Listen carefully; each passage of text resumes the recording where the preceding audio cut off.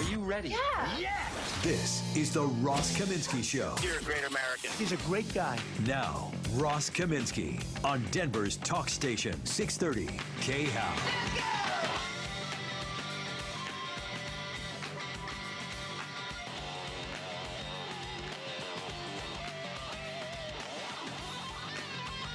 Hey, good morning. It's Tuesday. I'm Ross. Producer Shannon informs me I'm up on YouTube right now. If you go to youtube.com and type in Ross Kaminsky, you will see my lovely home studio with my wife's art on the wall and me. So here we are. Happy Tuesday. Yesterday was Yom Kippur. If you noticed that I wasn't here, that's why. What I actually did was I came back from my little family road trip, which I did with my kids Saturday and Sunday. Came back a couple hours early from that, I guess you'd call it a vacation, to record some stuff, my thoughts about Amy Coney Barrett, so that on Monday's show you'd have some new stuff from me talking about what I think about her. So hope you, if you were listening at this time yesterday, you heard new stuff from me. And well, yeah, thanks to those of you who emailed saying you enjoyed that stuff. I do think she's an excellent choice, and we'll talk more about her a little bit later in the show. Had a tremendous time Saturday and Sunday. We went out to eastern Colorado to Ray. Actually, Ray was full when it comes to hotels. It's a very small town. There's kind of 1.5 hotels and a B&B, and they were full because there was a wedding in town. You know, I love that about small towns. Imagine you call the Hyatt Regency in Denver, and you say, hey, do you have a room? And I don't know how many rooms that hotel has. Hundreds, right? Hundreds, and then there's other rooms, right? There's other hotels right next to it with hundreds of rooms, and then hundreds there and hundreds there and hundreds there. Imagine calling up the Hyatt Regency in Denver and saying, hey, you got a room? And they say, no, sorry, Denver's full because there's a wedding in town. Imagine that wedding. Anyway, that was going on in Ray, so we stayed in a nearby town called Holyoke. Cute little small town. Super smoky out there on Sunday. It was every bit as bad as it was here in Denver a week and a half earlier. But anyway, we went over to Greg Brophy's farm, where he mostly farms corn, but he farms some watermelon. And at the end of the season, when there are some watermelons left, he shoots them. We shoot them.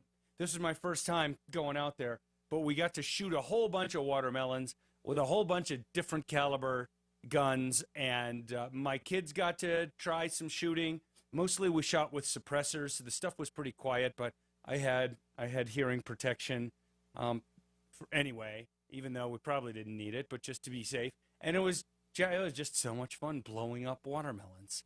And gosh, I got to go back next year. Everybody should do that. Everybody should blow up a watermelon from time to time. It just makes you feel really, really good.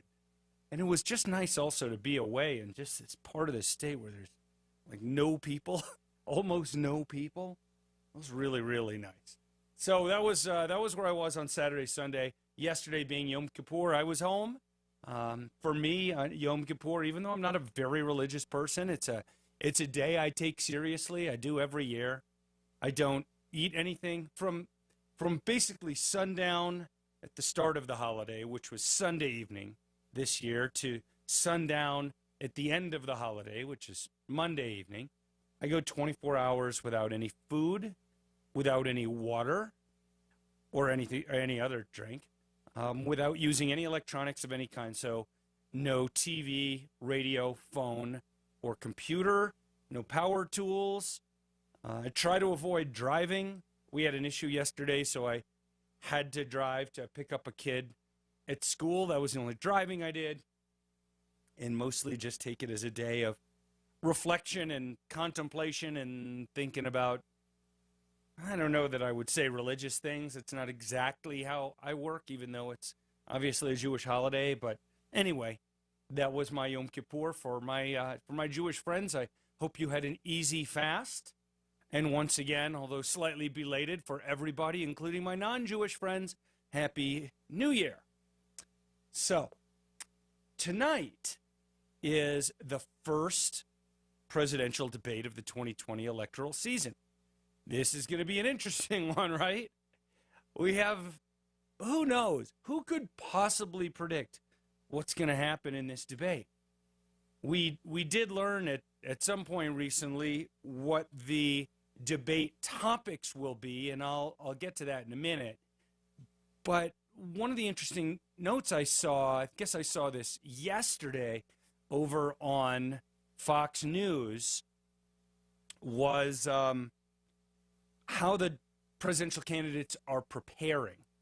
And I suppose, given that Trump and Biden couldn't be any more different than they are, that they are preparing in very different ways than they normally would. So, well, not than they normally would. They're from each other, let's say. I don't know how Trump would, quote unquote, normally prepare for this or anything else. But basically, Biden is doing what you would normally expect a presidential candidate, anybody, to do, which is holding mock debate sessions, right? So you have one guy pretend to be the guy you're actually going to debate, and you have that person act as close as he can to what you think, in this case, President Trump would be like on a debate stage. You say the stuff that you think Trump will say. You give the answers that you think Trump will give, especially since we basically know what the topics are going to be. And then the candidate, in this case Biden, tries to respond to that and figures out good ways to parry whatever comes his way from President Trump. On the other hand, President Trump, meanwhile, has said he is not going ahead with that traditional kind of debate prep. He is not engaging in those sorts of practice sessions. According to Fox News, Trump indicated on Sunday that former New Jersey Governor Chris Christie and his attorney Rudy Giuliani have helped him prep, but it's unclear exactly what that entailed. Trump said during a press briefing on Sunday, quote, "Sometimes you can go too much into that stuff." So I think that this is, as they used to say a lot more than they say now, it's Trump being Trump. In other words, Trump believes that his gut instinct will get him through the debate, just like he thinks that it gets him through most everything else. And it might. If I were advising Trump, not that this president takes advice, I would say, sir, even though you're probably right that your gut instinct will get you through it, it probably makes sense to practice a few times and especially let somebody else play Biden and say some things that maybe you haven't thought of yet, just so you can be ready to respond to some of those things. But it doesn't sound like President Trump is doing that. One thing that they note in the Fox News report is that President Trump is trying to decide whether to bring up Hunter Biden as an issue during the debate. Oh, I should mention the time of the debate tonight, 7 p.m. to 8:30 p.m. our time. 7 p.m. to 8:30 p.m. our time tonight. The next one, by the way, October 15th, and then another one a week after that. The vice presidential debate is October 7th, so that would be, what, next Wednesday? Yeah, the vice presidential debate is next Wednesday. Anyway, 7 to 8:30 tonight for the presidential debate. So Trump is trying to figure out whether to bring up Hunter Biden and also whether to bring up this whole Tara Reade thing, a woman who was a staffer in Joe Biden's Senate office years ago in the 1990s, who claims that Joe Biden sexually assaulted her in the Senate hallway, if I recall correctly. So Trump's trying to decide whether to bring that up.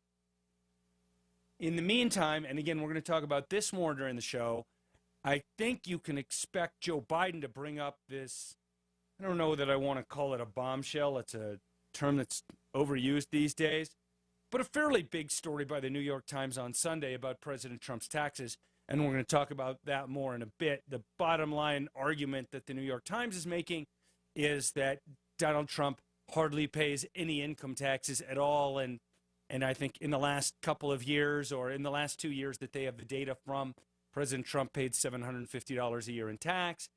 And the Biden team is going to have to figure out whether to bring that up, assuming Chris Wallace of Fox News, who's moderating the debate, doesn't bring it up. So let me tell you the topics that Chris Wallace announced a week ago will be the topics for the debate. The Trump and Biden records. So that makes sense. Each guy going to talk about what they've done in office. Trump's been in office for 3.5 years or so. And Joe Biden was in one office or another for 47 years. And yet I still can't point to anything that he's done. I can't think of anything that Joe Biden has done that he would actually want to take credit for in public, except to the extent that he will try to take some credit for Obamacare. We'll see. The Supreme Court, obviously an even more interesting topic now. Coronavirus, the economy, race and violence in our cities, and the integrity of the election. So those are the things that Chris Wallace has said will be the topics for tonight. So we'll see. I'm very much looking forward to it. I think the ratings on this thing are going to be enormous. I think everybody's going to be sitting on the couch with the popcorn, and I think the ratings are going to be huge. And of course, we're going to talk about it tomorrow. Whatever happens, we're going to talk about it tomorrow, and talk about who won, and talk about what's changed in betting odds and that sort of thing. In fact, as long as I mention betting odds, let me take a quick look at Real Clear Politics. The Real Clear Politics average of betting odds on multiple betting sites that do not include predictit.org. Okay, so these are sites whereas I believe on all of these sites, bookies are setting the odds, and Biden is a 10.5-point favorite in the betting odds right now. 10.5-point favorite. If you go back about, let's see, what was the date here actually? To the beginning of the month, they were tied. Biden was up 0.5 point. They were tied at the beginning of the month, so Biden's picked up 10 points in the betting odds since then. And over at predictit.org, where the bet is which party will win the Electoral College, or here, presidential election winner, Biden's 14 points up on Trump, and that's been quite consistent on that website over a few weeks, even when the other betting sites went to like close to even and then back up to 10. This site, where people are actually setting the market the same way a stock market works, there's buyers and sellers, and the price gets set that way. This has been consistent with Biden, about 14 points over Trump. But I don't think I've ever seen a presidential debate where there's more at stake than there is in this one, right? I mean, if Biden, here's the thing. The bar has been set so low for Joe Biden, and I think this has actually been a mistake by the Republicans and a mistake by President Trump that he's been kind of trying to undo a bit lately. But starting, a couple months ago, they said, every time they had the opportunity, they said, look, this guy can barely walk and talk at the same time. Like, he is barely there mentally. He seems like he's losing it. And I frankly, I might say that too, but I don't have to debate the guy. So what you always want to do in a situation like a debate is set the bar for your opponent kind of high, so that if he comes in under that bar, if he doesn't do as well as the public expects, it will look like a failure. If I could give you a bad analogy, imagine a football game in which one team is a huge favorite, okay? There's a team that's a 14-point favorite. Now, if you bet the money line and that team wins by 7, you win your bet. Most people bet a point spread, not a money line. If you bet the point spread, you give up 14 points and your team only wins by 7, you lose the bet even though they won the game. And you can imagine a similar kind of thing tonight. Biden is such a I'm not saying he's really an underdog in the debate. That's not the comparison I'm making, but rather the standard for him has been set so low that people think he's going to come out and barely be able to stand the whole time, and he's going to be there with his eyes closed, and he's going to stumble over words, and you know the thing. Right, Shannon? And if Biden gets through even modestly better than that, it's going to look like a success, perhaps. And that's kind of what I worry about. Exactly. If Biden can get through without saying, you know, the thing, or stumbling over an answer over and over and over, not remembering a particular word in a way that makes Rick Perry look like a genius when he could only remember 2 of the 3 government departments or agencies that he wanted to get rid of, then you could actually see Biden stick where he is in the polls, even if he doesn't do that well in the debate. This is why in the past couple of weeks, President Trump and his team have been trying to slightly raise expectations for Biden, saying, well, he's done this a lot, and he's been in government a long time, and he did fine in the Democratic debates. He held up versus Bernie Sanders and all those other lunatics. So, you know, he'll probably be fine in this debate, too. They should have been doing that all along. But we'll see. If Biden really has a terrible night and really looks like his mental acuity isn't there, everyone's going to know, and setting the bar, you know, a little too low won't matter all that much. If Biden has an okay night and he seems not great but barely competent, it's probably enough for him right now. It'll be very interesting to see. Let me just end this segment on this topic. It'll be very interesting to see how the topic comes up of President Trump's taxes. Because Trump's in a tricky situation here, and he's giving answers that are sort of mutually exclusive, and the public will figure it out, and he needs to decide what his strategy is. Because the New York Times is reporting that based on Trump's business tax returns, which is probably where almost all of his income would be, that he's hardly paid any taxes for many, many years. Trump's 2 answers have been, A, no, I've paid millions and millions of dollars in taxes, and B, I don't pay a lot of taxes because I'm really smart and I know how to avoid taxes. You can't have it both ways. He's got to figure that out. We'll be right back. This is Denver's Talk Station with Ross Kaminsky now. Tom Martino at 10, 630 KHOW, Denver.